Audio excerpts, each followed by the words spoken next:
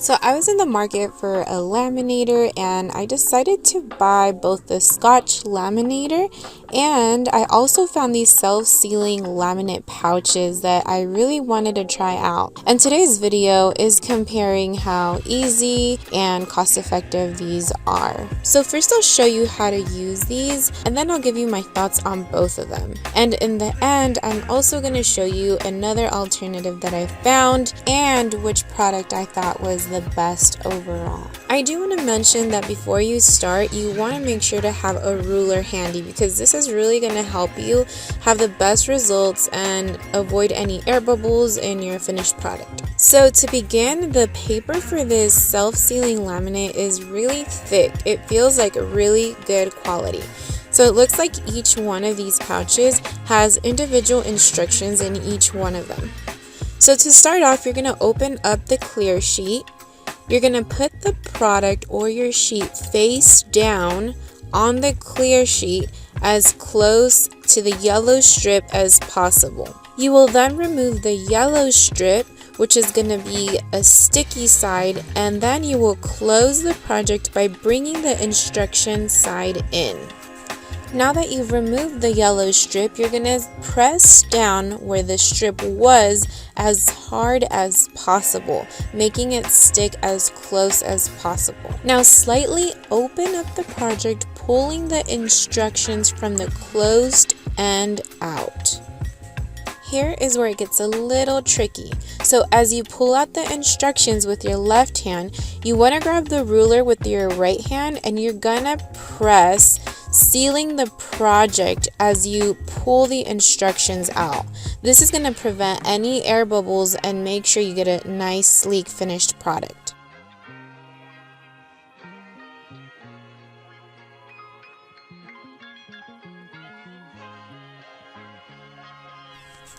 And you will end up with a high quality product just like this. Now to compare with the laminator. I did make a separate video on my review and how to use the laminator, so check that out if you want to compare for yourself.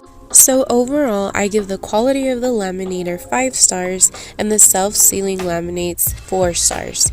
And the only reason for this is because when I use the self-sealing laminates with a 2-page project, it did end up crinkling up. But when I did use only 1 page, the product for both of these were identical.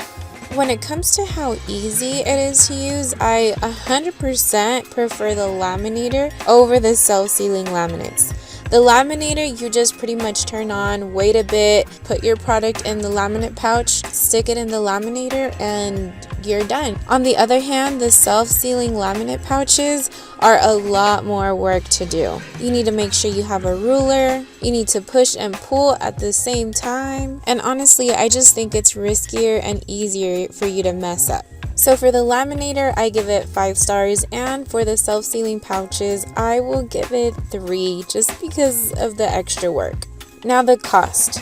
The laminator is $33 and it's $16 for about 100 pouches.